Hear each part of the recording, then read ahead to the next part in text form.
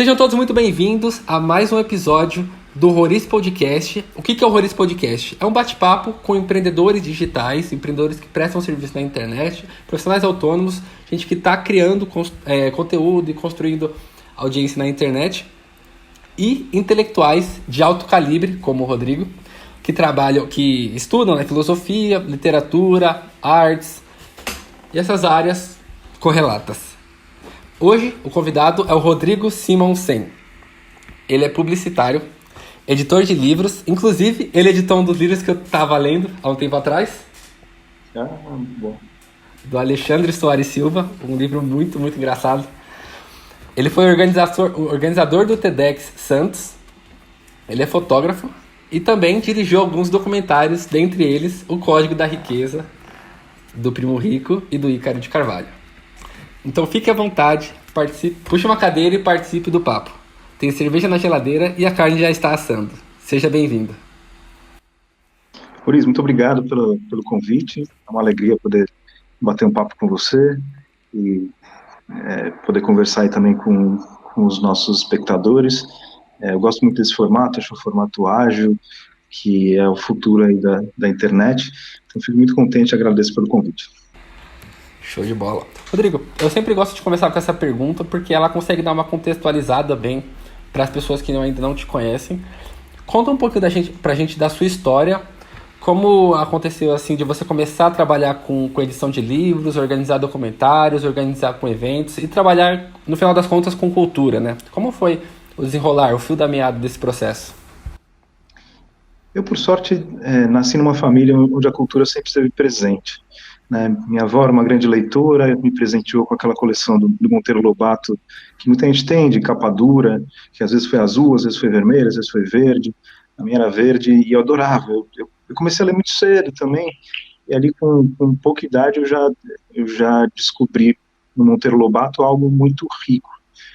E pouco tempo depois, meu pai foi secretário de Cultura, tanto aqui da cidade de Santos, quanto do estado de São Paulo.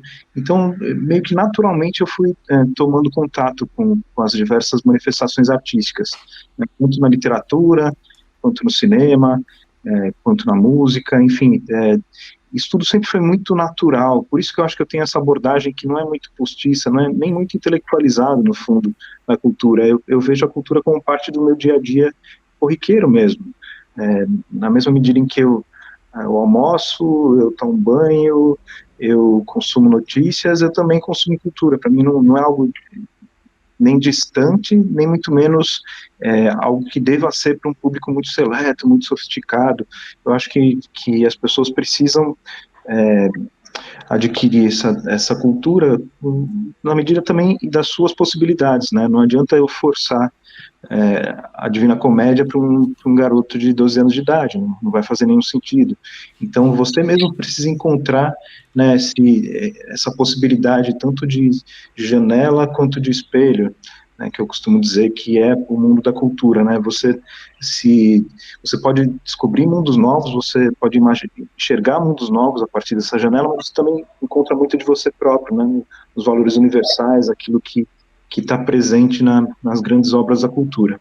E aí eu fui fazer faculdade, eu fiz a SPM, Publicidade, que é uma faculdade que é muito plural pela natureza, né? E a SPM tem também essa vocação, assim, de tentar estimular que você não fique apenas na parte técnica da publicidade e do marketing, mas que você também adquira um repertório amplo, principalmente nas ciências humanas. Então, eu tive aula, por exemplo, com o Clóvis de Barros Filho, na graduação, que é hoje um dos autores mais celebrados, né, trazendo a filosofia para um mundo bastante concreto.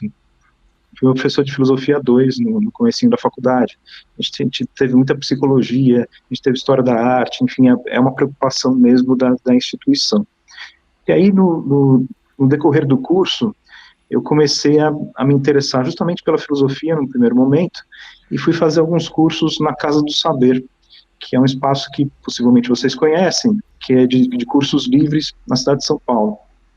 Eles contratam alguns dos maiores professores do país num ambiente privilegiado, que tem sofá, tem puff, tem vinho, comidinhas, é algo bastante agradável e estimulante.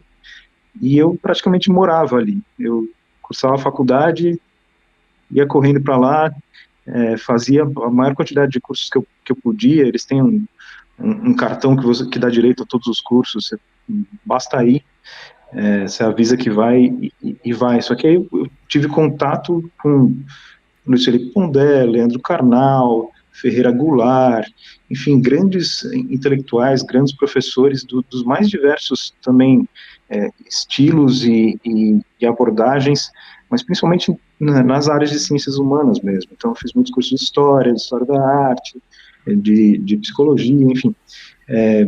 Eu reputo muito desse meu desabrochar cultural à Casa do Saber. E foi lá que eu tive contato com o Pedro Paulo de Sena Madureira, que foi o grande editor brasileiro da década de 70 e da década de 80. Ele foi um dos fundadores de algumas das principais editoras da época, lançou coleções importantíssimas, lançou muitos clássicos que não estavam disponíveis em português, foi ele que lançou. É um editor assim, de mão cheia mesmo, alguém que não só entende da parte técnica da elaboração de um livro, mas também justamente dessa parte mais conceitual e mais intelectual da importância de um livro, de como ele se posiciona na tradição. Eu acho tudo isso muito, muito relevante. E é alguém que convivia também com os autores. Ele conta histórias engraçadíssimas de Clarice Lispector, que era vizinha dele, esse tipo de tráfego, inclusive com autores internacionais. Alguém que teve muito, muito, muito destaque nesse período, principalmente décadas de 70 e 80, e foi meu grande mentor, foi minha grande inspiração. Quando eu assisti os cursos dele, eu falei, é isso que eu quero ser. Só que aí eu fui descobrindo que meu fascínio não era exatamente só pelos livros, mas era por isso que a gente chama de conteúdo hoje em dia. E aí eu fui descobrindo que eu poderia associar algumas das competências que eu vinha adquirindo em outras áreas, então, da produção de cultura. E foi aí que pintou o primeiro convite para o Código da Riqueza. Eu sou amigo pessoal do Ícaro já há muitos anos, que é daqui de Santos também, eu sou padrinho de casamento dele, enfim. A gente vinha nessa aproximação profissional também. E quando surgiu a ideia do Código da Riqueza, a gente resolveu tocar junto. E foi um projeto muito, muito desgastante, ao mesmo tempo muito enriquecedor, porque a gente entrevistou intelectuais e pessoas das mais diversas correntes e dos mais diversos estilos, mas especialmente focados em riqueza, em sucesso.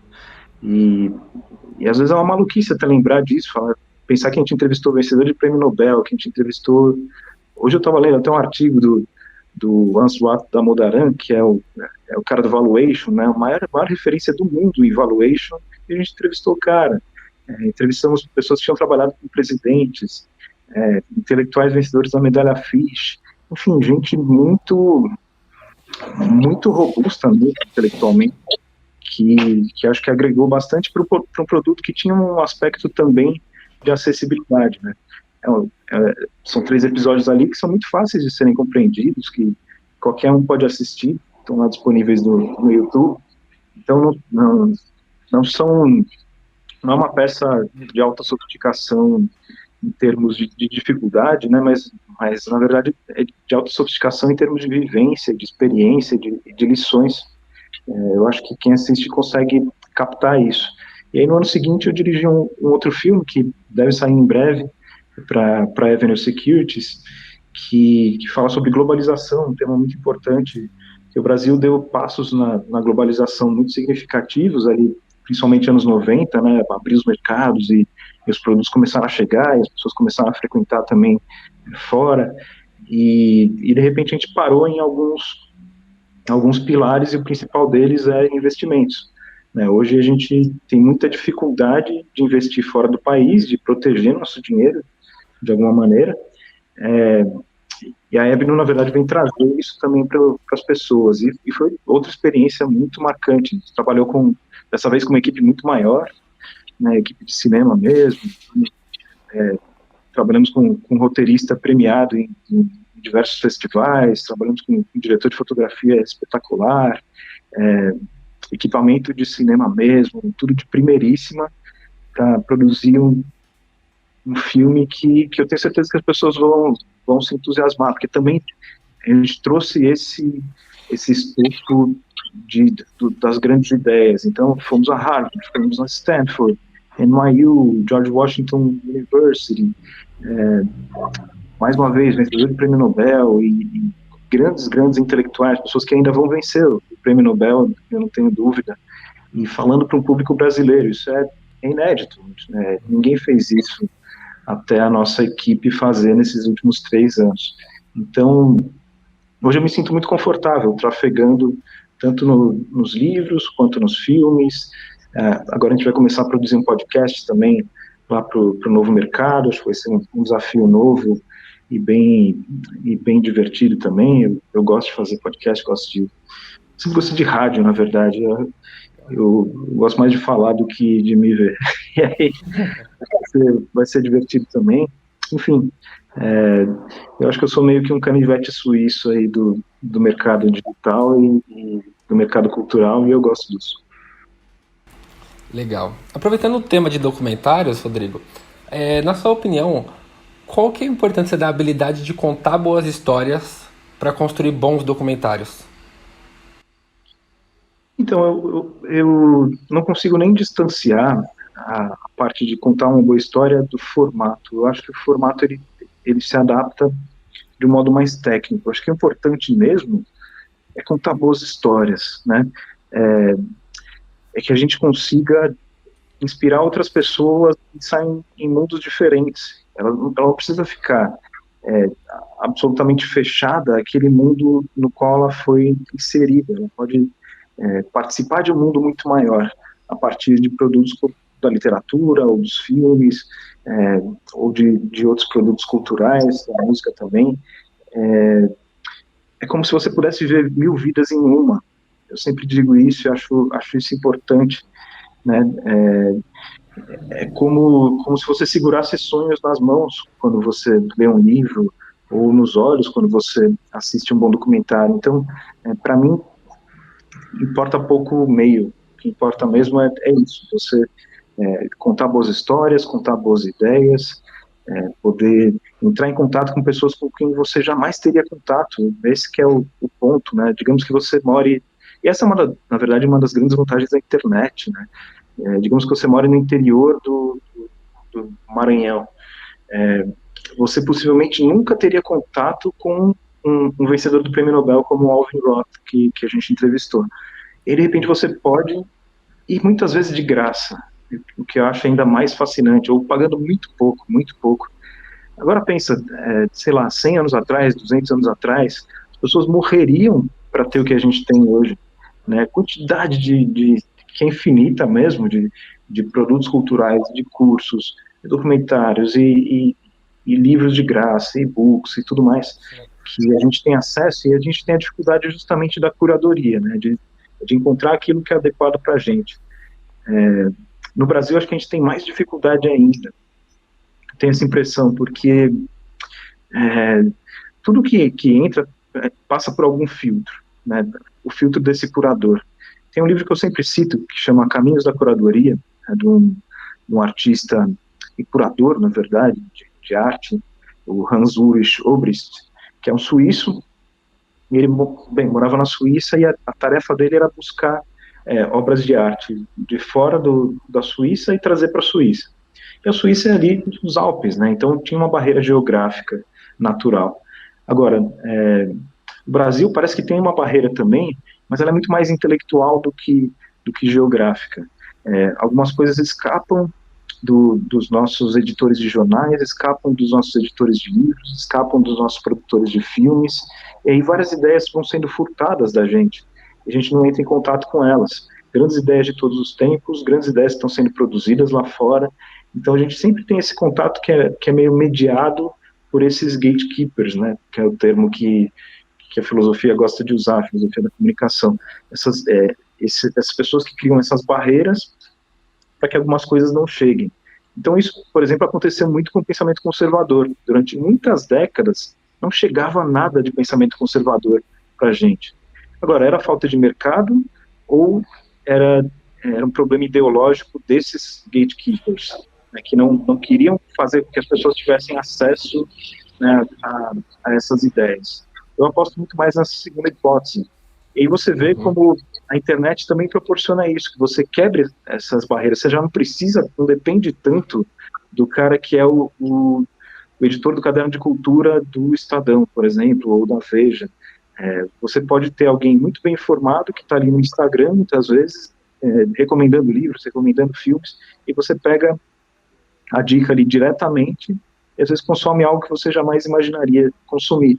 Isso gera um desbalanço em termos de curadoria que é muito positivo também. As pessoas vão filtrando em função muito dos gostos dela, né, e da confiança também, né? Se você confia naquela pessoa, acha que ela é uma pessoa inteligente, que tem capacidade de selecionar, de separar esse joio do trigo, você não precisa que ela esteja num veículo consolidado, ela pode ser a sua amiga, ela pode estar no Twitter, pode estar no Facebook, o que importa. O que importa é que ela faça esse filtro e todo mundo se beneficia. Eu lembro também que eu conversava foi um autor da minha editora, que ele é editor da editora Taschen, que é a maior editora de livros de arte do mundo. E é um brasileiro que mora lá na Alemanha já há muitos anos, o Julius Wiedemann. Eu estava conversando com ele e ele falava, por exemplo, do trabalho que ele fez sobre livros. Era um livro sobre capas de jazz, as capas mais bonitas de todos os tempos. E ele teve que analisar 18 mil capas para chegar a 100 que compõem o livro. É um livro muito bonito também, com as imagens e a história das obras e tudo mais. Então, ele demorou 3 anos e meio para fazer esse trabalho. Você só precisa pagar R$ 180. É isso, você poupa o trabalho que você jamais faria, de pegar 18 mil capas, analisar todas, escolher as melhores. Ele faz isso por você. Então a gente precisa escolher justamente quem são esses curadores, quem são esses influenciadores, pessoas que a gente confia e que vão, então, desmembrar muitas vezes o que existe de produção de fora ou de dentro do país para a gente. Eu acho essa tarefa muito nobre e muito adequada aos nossos tempos. Com certeza, hoje a gente vive uma era da abundância, né? Antigamente, os modelos de negócios eram construídos com base na escassez e hoje eles são construídos baseados na abundância.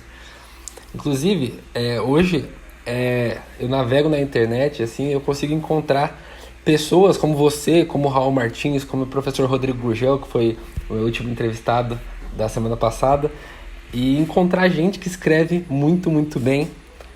E a partir desses modelos que a gente consegue encontrar na internet, começar a desenvolver nosso próprio escrito, nosso próprio estilo de escrita, nosso próprio estilo de comunicação, além do que você, claro, comentou, que por meio da cultura, por meio da arte, conseguimos viver infinitas vidas numa única vida, né? Por meio que foi que o próprio professor Rodrigo Gurgel comentou comigo na nossa gravação, que o seu universo de possibilidades humanas se expande à medida que você vai conhecendo mais possíveis vidas, mais histórias, mais narrativas. Então, com a internet lhe abrindo o campo, né, de possibilidades, você conhece muito mais coisas e a vida das pessoas começa a ter mais opções, né? No final das contas, as pessoas acabam não se limitando a só a própria rotina dela, o próprio contexto que ela nasceu, que eu imagino que acontecia muito antigamente, né? As pessoas nasciam num certo contexto e acabava que aquele contexto era o próprio destino dela, que era o destino dos próprios antepassados dela, né? E falando em escrita, cara, eu admiro muito, muito mesmo a forma como você escreve. Eu vi esses dias que você postou no seu stories uma sequência dos textos, eu li todos pra gente poder fazer esse bate-papo. Cara, o que tá por trás de uma boa escrita? Quanto tempo você demorou para desenvolver uma qualidade de escrita como a sua? E o que você recomenda para as pessoas que estão querendo atingir um nível de escrita como a sua? Então, eu acredito em algumas coisas. Por exemplo, eu acredito que o silêncio fala, né? Que às vezes o conhecimento ele pode se instalar no entreato, ali entre uma pontuação e outra. Eu acho isso importante. É importante que você capte alguns ritmos também que são mais repetidos dos seus autores favoritos. Eu acho tudo isso muito importante. Mas meu interesse no Instagram é elevar um degrauzinho ali a, a produção média. Então eu vejo que as pessoas falam de assuntos que meio que se consagraram ali no meio do Instagram, e é natural, muitos deles giram em torno de beleza e de maquiagem, estética e tudo mais, e não há problema nenhum nisso, viagens, eu acho que são todos assuntos que podem ser ricos, como também podem não ser, só que eu gostaria que as pessoas tivessem algum contato com algo diferente, algo que elas não topam normalmente quando abrem o Instagram. Então eu meio que transformei meu Instagram numa espécie de laboratório, no qual eu vou testando não só a minha capacidade de explorar uma ideia, como também de articular a ideia que eu estou tentando expor com alguma imagem de alguma foto que eu tirei. Eu já fotografo há muito tempo, é um hobby que eu levo muito a sério, e esse acaba sendo um desafio interno, assim, como eu não tenho nenhuma pressão para escrever diariamente ou o que for, eu não ganho nada com o Instagram, eu produzo simplesmente para ver a reação das pessoas, ver o que elas pensam, iniciar alguma conversa, eu também posso brincar um pouco mais, posso testar um pouco mais, eu posso me desafiar um pouco mais. Eu acho que o desafio, por exemplo, de escrever no Instagram é o desafio de apresentar uma ideia só. Muitas vezes a gente, no nosso furor intelectual, tem a vontade de escrever 100 páginas sobre algo que nos apaixona. Mas você conseguiria transformar essas 100 páginas em uma frase, por exemplo, né, em um aforismo, ou num parágrafo, ou num texto de 4 parágrafos ali, que é o tamanho adequado para o Instagram? Essa é uma dificuldade. Eu estava lendo, por exemplo, estava lendo agora há pouquinho, sei lá, 1 hora e meia atrás, um livro que chama A Musa em Exílio, do Joseph Brodsky. Brodsky, que foi um poeta russo, que ganhou o Prêmio Nobel de Literatura em 1987, e ele era um exilado, alguém que saiu da União Soviética, foi expulso, né, no fundo, e foi preso e tudo mais, e morou nos Estados Unidos. Então o inglês já nem era a língua materna dele, ele já tinha uma ligação secundária com a língua inglesa, e mesmo assim ele produziu coisas em inglês muito fascinantes, e ensaios muito fascinantes. E aí ele está discutindo aqui nesse livro, num dado momento, um conceito que foi desenvolvido pelo Gogol, depois pelo Nabokov, em outra obra, que é o conceito de Poshlost. Eu vou ler para vocês, né? O Poshlost, termo empregado por Gogol, foi definido e estendido por Nabokov para incluir clichês bregas, vulgares e vagabundos, o filistinismo em todas as suas fases, imitações de imitações, falsa profundidade e, na escrita contemporânea, mitologias roídas por traças, comentário social, mensagens humanistas, alegorias políticas, preocupação excessiva com classe ou raça e as generalidades jornalísticas que todos conhecemos. Eu fiquei pensando sobre essa coisa do post-Lost e como a gente está mergulhado, né, no post-Lost, e inclusive é a tentação de quem trabalha com as palavras. Por exemplo, minha tentação hoje seria falar sobre as manifestações que estão acontecendo nos Estados Unidos pela questão racial. Agora, será que vale a pena? Ou será que alguém que tenta elevar um pouquinho o nível de um meio precisa ser servil a esse post-Lost? Eu acredito que não. Eu acho que o Instagram dá essa liberdade para que eu possa falar exatamente sobre o que eu quiser, no momento que eu quiser, e que as pessoas possam, inclusive, usar isso como um escape, que elas não necessariamente precisam pensar sobre manifestações agora, elas podem pensar sobre sofrimento, ou podem pensar sobre o amor, ou podem pensar sobre o vício em pornografia, que é um assunto que eu gosto muito, que eventualmente acho que eu vou dirigir um documentário em algum momento. Então, por que não escapar um pouco, mas escapar um pouco para cima também, né? Não aquele escapismo barato de um produto de entretenimento que vai só te distrair, Angry Birds. Algo que faça com que você reflita sobre algo que impacta a sua vida e às vezes você deixa passar. Eu acho que minha tarefa no Instagram é um pouco essa.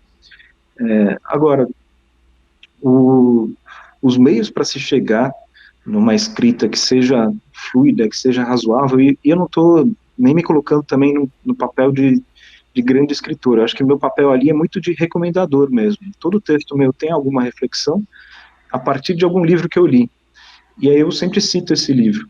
Então, quase todos os meus textos têm alguma referência, alguma obra que muitas vezes está esquecida, muitas vezes as pessoas não leram, muitas vezes está disponível só em inglês, mas é que eu gostaria que as pessoas também tomassem contato.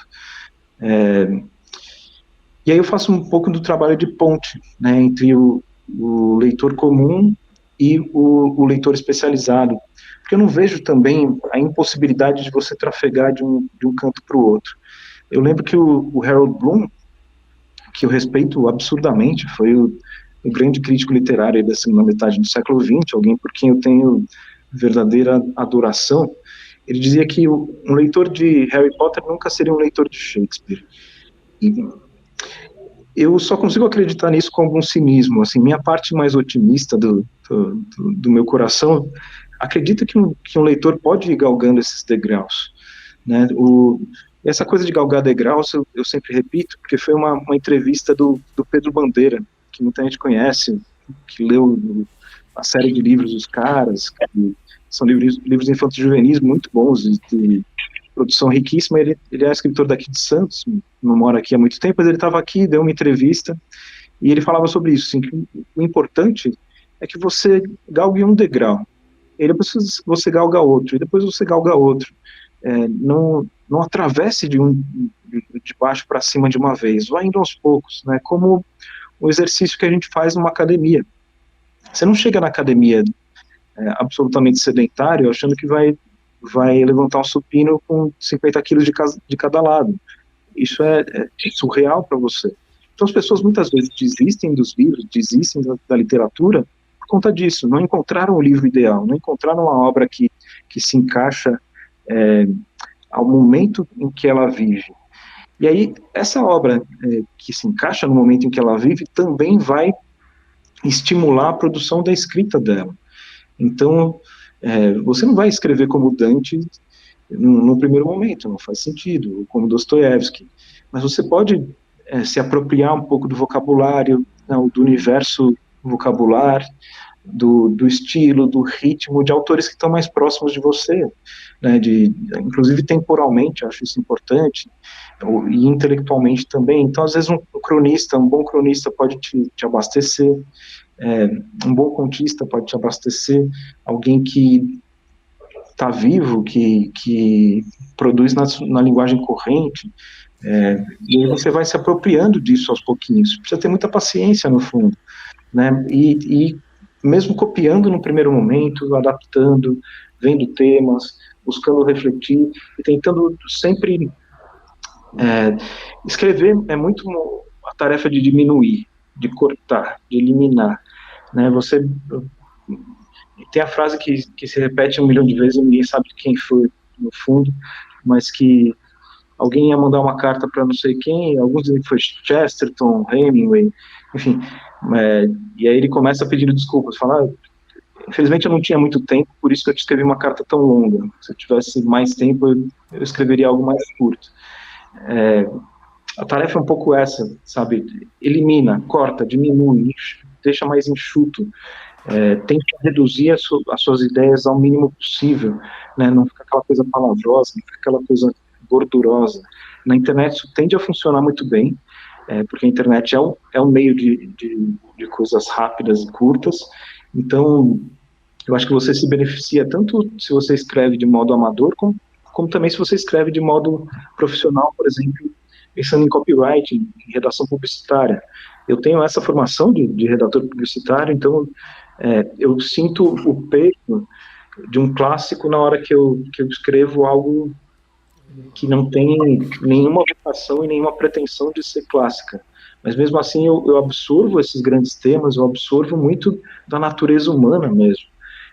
Quando eu leio essas grandes obras, quando eu leio os grandes livros, ou assisto os grandes filmes, eu absorvo o que existe de mais profundo na natureza humana, retrabalho e traduzo do meu jeito, e às vezes para vender um produto. Eu acho que isso é uma tarefa que os bons redatores publicitários sempre fizeram e sempre vão fazer. Sim, inclusive sobre os clássicos, eu tô lendo atualmente o Triste Fim do Policarpo Quaresma, né?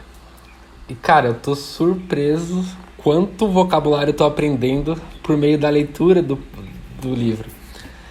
E aí eu tava até comentando esses dias no meu Instagram o quanto você consegue dar mais vida para uma história quando você tem um domínio de vocabulário expandido, quando seu vocabulário é muito rico, né? Eu até comentei um trecho lá que o Felipe Barreto descreve, a praia, e cara, contar histórias também é venda, né? Quando você vai vender, você que é um redator publicitário com certeza sabe muito mais do que eu sobre isso, mas o processo de venda ele é uma história contada, né? Ele é uma narrativa que você conta. E com certeza, por meio dos clássicos, igual você comentou, você tem acesso a uma infinidade de exemplos de modelos de história, como também de ferramentas técnicas de escrita para desenvolver a sua própria história, né? Para desenvolver esse seu próprio estilo, conforme você comentou, né? Exatamente. E eu lembro muito de uma frase do ensaísta James Baldwin, que é um ensaísta que está sendo descoberto pelo público brasileiro de uns anos para cá, porque teve um documentário sobre a obra dele que concorreu ao Oscar, enfim. Então, ele vem sendo publicado no Brasil há coisa de uns 3 ou 4 anos. E ele tinha uma frase que é muito boa, ele falava, você acha que a sua dor não tem precedentes? Até o momento em que você lê. E aí você percebe que tudo se repete. Então, a gente está nesse momento da pandemia. E aí eu lia um livro do Philip Roth, né, que é esse grande, grande autor americano dos nossos tempos, morreu há coisa de 2 ou 3 anos, e ele tem um livro chamado Nêmesis, que é um livro sobre a epidemia de poliomielite ali do década final da década de 30, começo da década de 40, se não me engano, foi começo da década de 40, essa época. E aí você vê como os temas que estão presentes nessa obra de ficção, que foi escrita há 10 anos, sobre um período muito anterior, portanto, década de 40, são absolutamente compatíveis com o que a gente vive hoje, nessa pandemia que não tem nada a ver com a pandemia de poliomielite, mas no fundo tem. Você vê as mesmas preocupações, por exemplo, uma preocupação muito humana, que é, eu vou ajudar quem está mais próximo ou vou tentar ajudar todo mundo? Né, o problema da caridade. O problema, inclusive, da xenofobia. Né, vou culpar quem? A nossa primeira tendência é culpar sempre quem está distante. Enfim, vários desses problemas estão ali condensados numa obra ficcional, um livro que você lê com uma tranquilidade assim muito grande, mas o ponto central é esse, os temas estão presentes ali. Então você se beneficia por ler ficção, você aprende algo que no fundo são vidas possíveis, né? Isso que é importante. Sim, isso aí que você falou é justamente o que torna muitas dessas obras clássicas, né? Elas evocam sentimentos universais do homem, independente da época que ele estava, né? Cara, quais foram, na sua opinião, as leituras, né, da sua vida, né? As leituras que mais te impactaram, que mais te provocaram uma transformação pessoal? É muito difícil não citar os gigantes, né? Então, é óbvio que facilmente eu citaria, sei lá, Os Demônios do Dostoiévski, o Hamlet, que eu acho que é o ponto alto da literatura ocidental de todos os tempos, ou mesmo a leitura da Bíblia, que também pode ser encarada como uma grande narrativa, né? Seria muito fácil eu falar de tudo isso, mas eu acho que é quase desnecessário falar tudo isso, porque todo mundo sabe que ler Shakespeare é algo engrandecedor, que vai te melhorar, que vai fazer um bem por você. Agora, eu fico muitas vezes com a impressão de que meus amigos mais próximos são os dos livros que às vezes são um pouquinho mais discretos e um pouco menores. Às vezes o terceiro melhor livro de um autor clássico, um livro que as pessoas leem um pouco menos, um livro de um autor que é semiclássico ou que é um pouco mais recente também, e ainda não dá para para ter adquirido esse caráter né, de literatura de todos os tempos, porque no fundo é aposta, né? Se a gente está, claro que a gente sente o cheiro. Me parece, por exemplo, que o Philip Roth vai seguir aí pelos próximos séculos, mas a verdade é que eu não sei. Ele morreu há pouco tempo e a gente está ainda avaliando a sua obra. Mas, por exemplo, o Philip Roth é um autor que sempre tratou de temas que são muito caros a mim, com alguma proximidade de linguagem também. Eu acho que ele é um autor que tem uma fluidez imbatível. Outro autor que eu gosto muito e que me parece que não é tão lido no Brasil, mas que as pessoas certamente considerariam o grande autor americano vivo, que é o Cormac McCarthy. Escreveu A Estrada, escreveu Meridiano de Sangue, e escreveu um livro que depois virou um filme que venceu o Oscar de melhor filme. O livro era Onde os Velhos Não Têm Vez, o filme era Onde os Fracos Não Têm Vez. Acho que foi 2006, 2007, ou depois, já não tenho certeza. Mas o filme venceu o Oscar de melhor filme, tinha Javier Bardem e tudo mais. É um autor absolutamente sofisticado, extremamente profundo, um autor que também fala muito a mim. Esse autor que eu citei agora, o Joseph Brodsky, também é pouco lido em português. Infelizmente, a poesia é algo muito difícil de se traduzir. Poesia russa, então, mais difícil ainda. Então, a gente não tem muito acesso aos escritos poéticos dele. Mas a gente tem alguma coisa dos ensaios. E aí a editora Companhia das Letras publicou um livro, coisa de uns 20 anos atrás, que chama Menos que Um.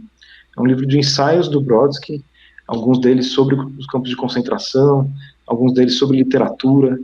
É um autor extremamente sofisticado também, muito bom de ler. Esse livro que eu estou lendo aqui é sobre a Musa em Exílio, é uma coletânea de entrevistas, saiu recentemente pela editora do Diogo Mainardi, editora AIE, lá de Belo Horizonte e Veneza. Comecei hoje, então não dá para falar ainda se é excelente ou não, mas eu não duvido que seja. O Brodsky era alguém que tinha não só uma capacidade poética absolutamente surreal, vencedor do Prêmio Nobel, mas também essa capacidade ensaística, e o ensaio é algo que me desperta sempre bons sentimentos. Eu gosto muito de ler grandes ensaístas, porque eu não sou a inteligência científica. Eu acho que as pessoas se dividem um pouco em inteligências. A minha inteligência é muito mais próxima da não ficção em forma de ensaio. Eu não preciso de grandes provas científicas para muitas das questões, porque eu sei que elas nem são capazes. Quando você vai falar sobre amor, quando você vai falar sobre felicidade, a ciência banaliza um pouco esses temas, né? Então eu prefiro algo que fique entre a ficção e a não ficção. O ensaio, acho que casa bem. E a verdade é que a gente tem grandes autores em todas as épocas, em todos os lugares do mundo. A gente precisa descobri-los. Muita gente, inclusive do nosso meio, fala muito mal da literatura brasileira contemporânea. Eu falo, tá, isso talvez seja só um preconceito da sua parte. Você realmente teve contato com os nossos grandes autores que estão produzindo recentemente e que ou pararam de produzir há não muito? Você leu, por exemplo, o Ferreira Goulart e viu se a poesia dele é boa ou ruim? Você leu Manuel de Barros? Você leu Hilda Hilst? Enfim, são muitos autores que têm também experiências que são válidas porque são próximas a gente. Então, eu não defendo que você deva ler só esses autores, porque eles são próximos da gente, eu acho que não. Mas eu acho que você deve ler também esses autores, né? O Cristóvão Tesa, o próprio Diogo Mainardi, na ficção, é um ótimo ficcionista, tem pelo menos 2 ou 3 grandes livros que por exemplo, A Queda, um livro da história dele com o filho dele, um livro muito bem escrito, muito, muito sofisticado também. Eu acho que vale a pena a gente descobrir e cortar alguns desses preconceitos que às vezes vêm da direita, às vezes vêm da esquerda, de que ou tudo que é produzido agora é ruim, ou tudo que não for produzido agora é ruim. Enfim, tem preconceitos de todos os tipos. Eu acho que a gente tem que ler com o máximo de diversidade possível, a partir também daquilo que nos aperta o sapato, né? Aquilo que um intelectual católico dizia, cave onde você está. Então, é isso, se você está interessado em, sei lá, refletir sobre o sofrimento, leia livros sobre sofrimento, porque essa é uma questão importante para você. Não adianta você querer focar muito, implementar de cima, e isso a escola faz muito mal, né? Ela tenta forçar autores, forçar linguagens e forçar problemas que às vezes não interessam nem um pouco a uma criança de 12, 13, 14 anos, que entra em contato ali com José de Alencar e acha que a literatura é isso. Esse que é o problema, né? Você achar que a literatura é só aquilo, quando a literatura é muito mais do que aquilo. A gente nem tem tantos clássicos em língua portuguesa assim, né? Eu vejo que os americanos, as crianças americanas leem e falam, meu Deus, essa molecada está lendo Hemingway, está lendo Mark Twain, está lendo Carson McCullers, está lendo Faulkner com 15 anos de idade, enquanto a gente é obrigado a ler José de Alencar e tudo mais. Eu acho que isso é um verdadeiro crime contra a inteligência das crianças, porque muitas vezes você mata essa vocação do leitor. O leitor vai ficar sempre com aquele gosto amargo, daquela lembrança ruim que ele tinha das leituras obrigadas pela escola. Eu sou absolutamente contrário a leituras muito forçadas. Eu acho que a gente tem que ter uma gama ampla de possibilidades de leitura, e cada um vai escolher aquilo que bem lhe aprouver. Sim, faz total sentido. Ainda no tema da literatura, Rodrigo, na sua opinião, quais são as consequências na vida prática quando uma pessoa é totalmente ausente da leitura? Então, o que acontece é que as pessoas vão vivendo cada vez mais como animais, né? Você fica muito mais suscetível àquilo que lhe é imposto, tanto pelos seus instintos quanto pelo seu ambiente. Então, naturalmente, se você não lê, você não adquire profundidade existencial. Isso é muito óbvio de se entender. Se você não adquire essa profundidade existencial, você provavelmente vai conviver com pessoas que também não compartilham dessa ânsia, dessa vontade, desse desejo. Eu acho que a curiosidade é se em algum momento eu sinto que minha curiosidade está baixando, eu sei que existe um problema comigo, que eu preciso consertar. Eu sinto um cheiro de algo errado. Porque como você não vai se fascinar com tanta coisa bonita e tanta coisa bem feita, e com essa possibilidade de entrar em contato com as grandes mentes de todos os tempos, né? Eu vejo que as pessoas pagam 50 mil reais, às vezes, ou 10 mil reais, que seja, para ter uma mentoria com alguém que elas admiram. Puxa, quanto você pagaria para não bater um papo com Montaigne, com Voltaire, com Diderot? Quanto não valeria um café desses? E eu te falo o preço, é 40 reais na livraria da esquina. Na Amazon, chega na sua casa, você não precisa nem sair de casa. É algo absurdamente barato, que as pessoas acham que é caro, e na verdade tem algumas explicações. Assim. A primeira, é claro, elas não valorizam tanto que elas poderiam valorizar. A segunda é que os editores não têm o que fazer. Se a tiragem é baixa, é óbvio que meu custo unitário sobe. Né? Se eu pudesse imprimir 10 mil, 20 mil, 30 mil cópias de cada livro, como é o comum em países civilizados, é óbvio que o custo unitário iria baixar. Agora, ainda assim, é um produto muito barato. É que agora a gente está na pandemia. Na época de balada, se fosse para balada, não raro você vai pagar 30 reais num Red Bull e 30 reais uma dose de vodka. E ninguém reclama de pagar isso. Ninguém reclama de pagar 250 reais numa calça. Agora, todo mundo reclama de pagar 50 reais num livro. Livro que é algo que pode te transformar, algo que pode mudar a sua vida para sempre, mas que demanda esforço. A gente está muito acostumado a um conhecimento passivo, né? Como se a gente só absorvesse como uma esponja. O livro necessita de uma atenção ativa, né?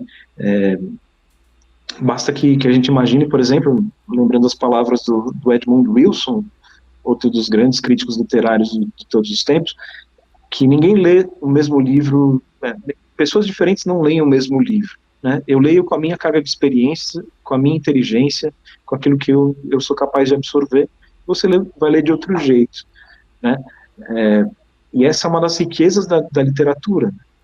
Os livros não param de falar, eles não param de apresentar novas possibilidades. Se você lê Hemingway ou Shakespeare ou o que for, com 20 anos é uma experiência, com 30 é outra, com 40 é outra e com 80 é outra. Esse é o poder, no fundo, dos clássicos, né? Eles nunca param de dialogar com você, de apresentar novas camadas de uma espécie de cebola, né? Então, se você faz uma leitura muito, muito superficial de um livro, você vai, obviamente, se transformar de um jeito muito superficial também. Agora, se você, de fato, se empenhar e colocar toda uma carga de experiência, de dezenas de anos de vida, de tudo que aconteceu com você, vivências muito profundas, o livro que você vai ler é outro. Ele vai te trazer outro tipo de lição, outro tipo de possibilidade de vida. Isso que eu acho muito bacana. Ao mesmo tempo, eu não acho que você deva ter medo da leitura. Eu acho que você tem que encarar mesmo. E é aquela coisa, só você consegue sentir se o supino está com 100 quilos ou não está com 100 quilos. Se tiver impossível de levantar, larga e vai para outro. Agora, se só tiver um pouco difícil, aí é que está a parte, a obra certa para você. Porque você não vai para academia achando que 1 quilo no supino vai te fazer alguma diferença. Você precisa encontrar aquele balanço onde você faça esforço, mas ainda assim seja um esforço possível, né? Isso só você consegue medir. Claro, você pode se beneficiar também disso que eu falei, desses curadores, né? Alguém que recomenda para você, um crítico literário, ou eventualmente um livreiro, que é uma atividade que se perdeu um pouco no tempo, a gente está muito acostumado com compras pela internet e tudo mais, mas você ter um bom livreiro também é algo que pode pesar muito positivamente. Eu como livreiro aqui em Santos já há uns 15 anos, mais ou menos, que é o José Luiz Tarran. Inclusive trabalhamos juntos, a editora Realejo, na qual você leu o livro do Alexandre Soares Silva, foi uma editora na qual eu comecei. E o Zé Luiz Tarran, a grande vocação dele é de livreiro mesmo. Ele tem as atividades da editora, ele tem um festival literário também, mas o que ele mais gosta e o que ele faz de melhor é a atividade do livreiro, que nada mais é do que isso, é alguém que vai, que entende um pouco daquilo que você gosta, entende um pouco do seu universo, ele sabe o que você faz na vida, ele consegue captar um pouco do seu sentimento no momento, e aí ele vai te recomendar em função de todas essas variáveis. E quantas vezes eu não fui surpreendido por um livro que eu jamais leria, por uma recomendação desse meu livreiro. Eu lembro, muitos anos atrás, ele me recomendou Peter Mayle, que é um autor inglês que morou na França durante muitos anos, e ele teve algum sucesso, e um dos livros dele também virou filme com Russell Crowe, chamava Um Ano Bom, Um Bom Ano, enfim. Mas é um autor razoavelmente desconhecido no Brasil, que eu provavelmente nunca teria contato, e aí o Zé Luiz veio e falou, eu conheço o seu gosto, sei que você gosta de autores ingleses, sei que você gosta de ensaios, você conhece o Peter Mayle? Quer conhecer? Falei, me dá aqui. Aí li ali a sinopse, li a orelha, achei bacana, comprei e Gostos Adquiridos é o nome do livro, foi um livro que me marcou profundamente. Então, cultivem esse tipo de amizade também que beneficia vocês, né? Um amigo que é bom leitor, uma pessoa no Instagram que você segue, que é uma boa leitora, um bom livreiro, um bom crítico literário, acho que tudo isso te beneficia nessa multiplicidade de escolhas possíveis. Porra, perfeito, que resposta. E, cara, o que na sua opinião, é a fotografia? E se a literatura, né, esse consumo, esse envolvimento com a cultura desde muito cedo, né, igual você comentou, te ajudou de alguma forma a ser um melhor fotógrafo? Eu não tenho dúvida alguma, porque o que muda de um fotógrafo para o outro é justamente esse estofo de experiência. É meio que como se a fotografia que eu tiro é um pouco do jeito que eu olho para as coisas, né? o mundo acaba refletindo um pouco daquilo que também é o que eu sou. Então eu não tenho dúvidas de que os grandes fotógrafos também têm esse estofo de vida interior, né, e eles conseguem traduzir isso de alguma maneira. Isso fica muito claro, por exemplo, nas pessoas que tiram retratos, né, fotografia de pessoa, porque a pessoa reage também um pouco à sua personalidade, né, por mais que você direcione e diga algo, ela está ao mesmo tempo interagindo com você, e ela está interagindo com aquilo que você é, né, se você for uma pessoa interessante, se você for uma pessoa que faz boas perguntas, por exemplo, ela pode ter uma certa disposição.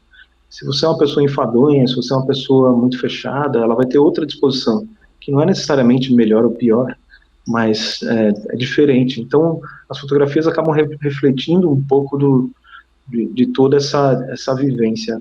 Agora, ao mesmo tempo, as fotografias estão aí o tempo todo, né? Falta a nossa capacidade de captar.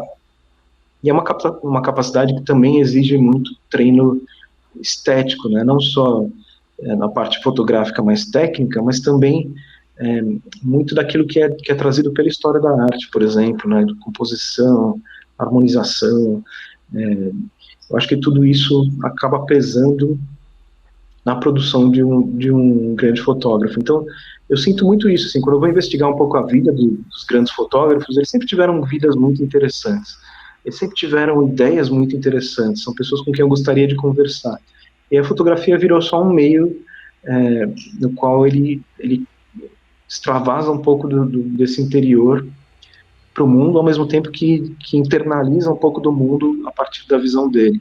Acho que essa troca é muito, muito interessante. É um pouco diferente da troca, por exemplo, que a literatura proporciona, porque quando você escreve, a literatura é muito mais solitária, né? Você não sabe exatamente como as pessoas vão reagir. Agora, quando você está tirando foto, muitas vezes as pessoas reagem ali automaticamente, né? Eu até, antes de ontem, tirei algumas fotos aqui na Praia de Santos, e a praia está interditada, a areia, mas a orla está aberta. Então as pessoas estavam caminhando e tal, mas é uma experiência muito diferente, ver as pessoas todas mascaradas, todas um pouco distantes, tudo mais. Então, eu vejo que essa troca foi um pouco diferente também. Mas foi muito prazerosa porque foi uma experiência nova. Então eu me abasteci de coisas novas e pude ver um olhar meio desconfiado que não existia antes, uma reação que eu não tinha presenciado antes. Eu acho que isso tudo enriquece. E aí, mais uma vez, as artes acabam convergindo, né? E o que eu vejo no cinema acaba ajudando na fotografia, e o que eu aprendi na fotografia me ajudou muito a fazer cinema, e todo o estofo literário me faz fazer perguntas melhores quando eu estou entrevistando algum personagem para os meus documentários, enfim. Eu vejo essa conexão bastante profunda entre as artes, que é a conexão daquilo que é belo, daquilo que é bom, daquilo que é verdadeiro, e é aquilo que eu almejo também para a minha vida. Cara, o que diferencia uma foto boa de uma foto ruim? Existe algum elemento objetivo ou é mais abstrativo, subjetivo? Então, eu não vou dizer que existe um elemento objetivo, porque seria dar uma fórmula, né? E existem as regras que eu acho que são importantes em todas as áreas, em todas as artes, né? Por exemplo, a proporção áurea ou a regra dos 3/3. Eu acho que tudo isso pode te beneficiar nesse caminho de construção, mas você vê que algumas das melhores fotografias de todos os tempos não ligaram nem um pouco para essas regras. E, na verdade, desconstruíram essas regras. E acho que é aí que surge um espírito mais artístico mesmo. Você pode... A diferença, às vezes, de uma foto adequada para uma foto que é realmente arte é essa. Alguém que rompeu uma regra, foi além, e por algum motivo aquilo ornou bem e fez sentido. Então, eu estava vendo as fotos esses dias do Bruce Gilden, que é um fotógrafo da Magnum, importantíssimo. Ele meio que faz tudo errado quando você analisa academicamente, mas por algum motivo tudo faz sentido. Tudo conta uma história do jeito que conscientemente ele quis contar. Então eu tenho a impressão de que ele não tira fotografias, ele faz fotografias, né? E acho que isso é fabuloso. Martin Parr, que é outro fotógrafo que eu adoro, cores muito berrantes e brincadeiras visuais, às vezes muito humor contido numa fotografia apenas. Você fala, caramba, é uma vida inteira para você chegar nisso aí. E é muito bacana você ver todo esse estofo de experiência sendo traduzido numa única imagem. Claro, você precisa também do conhecimento técnico, que é meio que aquela trajetória do Picasso, né, de que quando ele era jovem ele aprendeu academicamente como desenhar um retrato, fazer tudo direitinho, e ele absorveu e dominou essa técnica.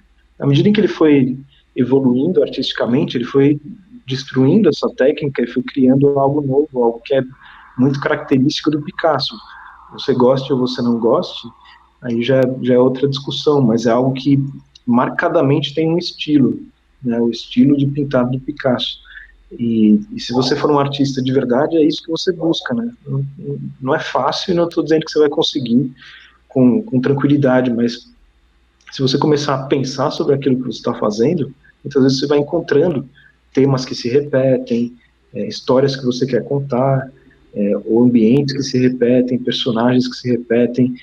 Que os grandes autores, eles têm justamente isso, padrões, né? Você pega um filme do Martin Scorsese, da década de 70, e pega o Irlandês agora, é quase que o mesmo filme, é uma continuação dos mesmos temas. E eu acho isso bom e importante, né? Por mais que ele seja alguém que percorreu gêneros muito diferentes, você vê que os temas são os mesmos. Por quê? Porque são os temas que importam para ele. E aí, na cabeça dele, deve ser isso. Assim, se importa para ele, deve importar para mais gente também. E a verdade é que isso se corrobora na realidade. Os grandes artistas, eu percebo isso, né? Você vê temas, às vezes, sutis, aparecendo, reaparecendo, e isso é muito positivo. Cara, é muito legal. Eu tenho um amigo de infância que ele. Eu lembro que na época todo mundo foi pra faculdade e ele decidiu ser fotógrafo. Ele era meio incompreendido e acabou que deu certo, né? Hoje ele trabalha viajando, agora não, né? Por causa da pandemia, mas ele trabalha viajando, tirando fotos. E uma coisa que ele me contou uma vez, uma viagem que a gente fez, que para mim mudou completamente a minha noção do que era fotografia, foi justamente isso que você falou. Fotografar é você contar uma história, né? Então a sequência de fotos, ela vai contando uma certa história sobre um evento, um casamento que aconteceu, uma formatura que aconteceu. E acho que por isso mesmo, né, que o arcabouço cultural do fotógrafo lhe permite se atentar melhor aos detalhes daquela situação, ao que vale a pena ser guardado, né, para perdurar pela eternidade, né? A foto é um registro que fica para sempre. E no final você tem todo um eixo narrativo daquele evento, que ele é possível de ser recuperado e ser revivido, né? Então tanto a fotografia quanto as outras formas de cultura, né, que a gente está comentando desde o início, no final das contas são meios de contar histórias, né? Documentários, literatura, são meios de contar histórias, né? O ser humano tem eu percebo isso, estava até pensando hoje cedo, ele tem alguma necessidade de ouvir uma boa história, né? De relembrar boas histórias. Então, porque assim, a vida acontece, as coisas estão acontecendo o tempo todo, mas você é capaz de percebê-las, né? Lembra quando você era criança e você não entendia as coisas? Não é que você não entendia as ideias, você não entendia o que estava acontecendo sentimentalmente também.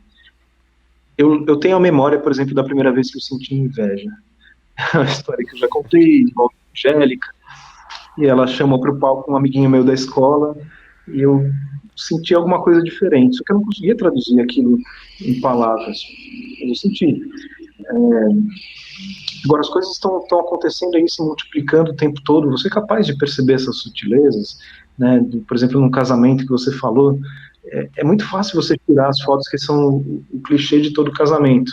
Agora, você consegue captar, mesmo que um fragmentozinho da personalidade do padrinho, ou de um momento muito especial que muita gente não viu. A fotografia tem essa capacidade, né, de apreensão dos microfragmentos do momento que vão despertar na memória e vão reavivar esses sentimentos 10 anos, 20 anos, 30 anos depois. Isso eu acho que é uma forma de arte muito particular, porque lida mesmo com o mundo real, apesar de eu achar que ela não é o mundo real. A fotografia não é exatamente aquilo que acontece, ela é só uma das infinitas possibilidades daquilo que aconteceu e que você vai direcionar também, né? Então, a gente percebe isso muito facilmente no jornalismo. Se o jornal, por exemplo, é de esquerda, a tendência é colocar fotos do Bolsonaro com uma expressão mais malvada. Ele fez mesmo aquela expressão em algum momento, mas ela pode ter sido um milionésimo de segundo no meio de infinitos segundos de sorriso, mas você escolheu aquela. Então, existe também esse trabalho de direcionamento e de curadoria e de escolha, né? Então, não é que as coisas se equivalem, mas elas têm a possibilidade de fazer isso, fazer com que você recobre algum momento interessante, ou que você capte alguma possibilidade algum fragmento da personalidade de alguém também.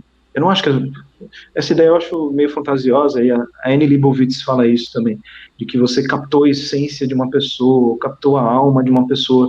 Acho que isso é um pouco demais, mas se você conseguir captar um humor de uma pessoa num dado momento, já é algo que pode ser muito bonito e pode despertar esse mesmo humor na pessoa que está assistindo e fazer com que ela se lembre das outras vezes que ela sentiu algo parecido, e ela pode agir de modo diferente no futuro.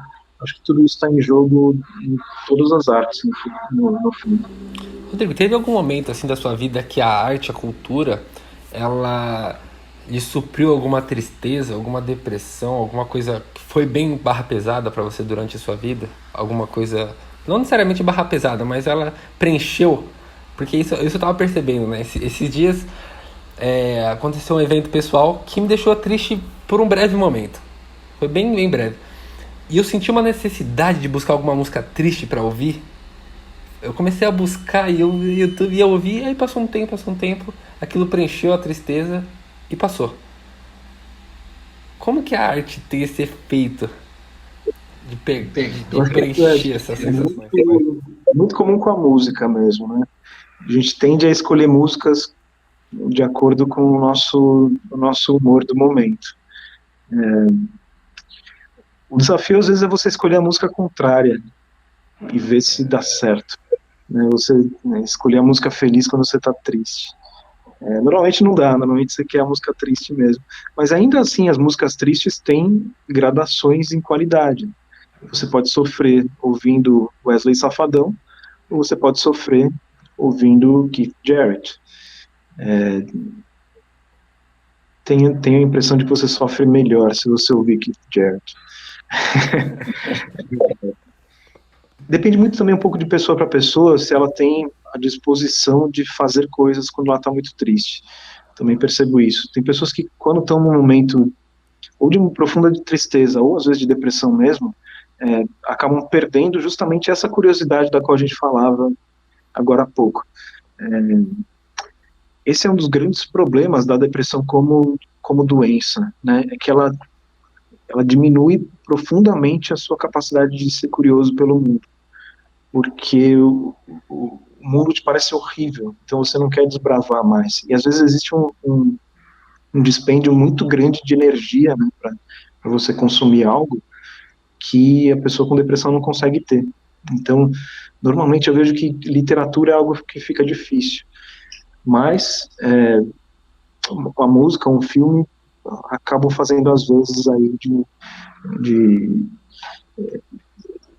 tentar pelo menos diminuir um pouquinho, né, esse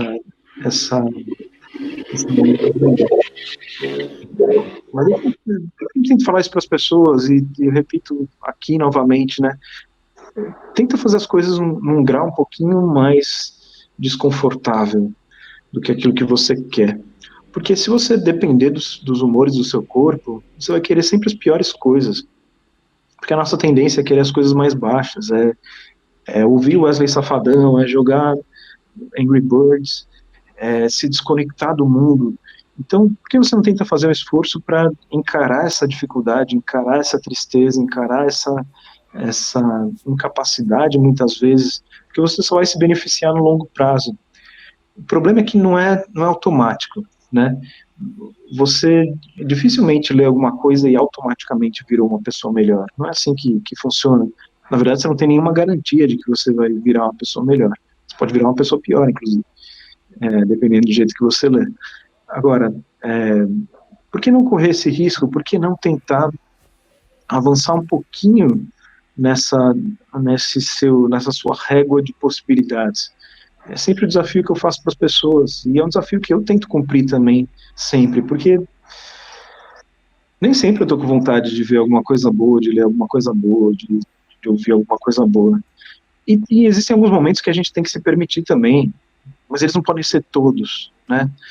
Eu vejo muito isso nas pessoas. Eu não estou falando não ouça Wesley Safadão.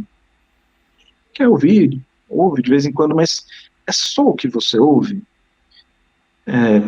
Se for só o que você ouve, é natural que você vai se degradando com o passar do tempo.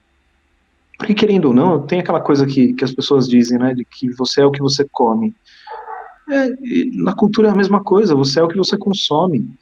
Não totalmente, não responde por tudo. Seu ambiente pesa, sua genética pesa, suas questões de infância vão pesar, mas você tem controle sobre isso. Sobre sua genética você não tem, sobre onde você nasceu você não tem, qual a sua língua materna, você não tem, deu sorte ou azar, paciência. Mas aquilo que você consome, você tem controle. Então por que ficar comendo McDonald's todo dia culturalmente?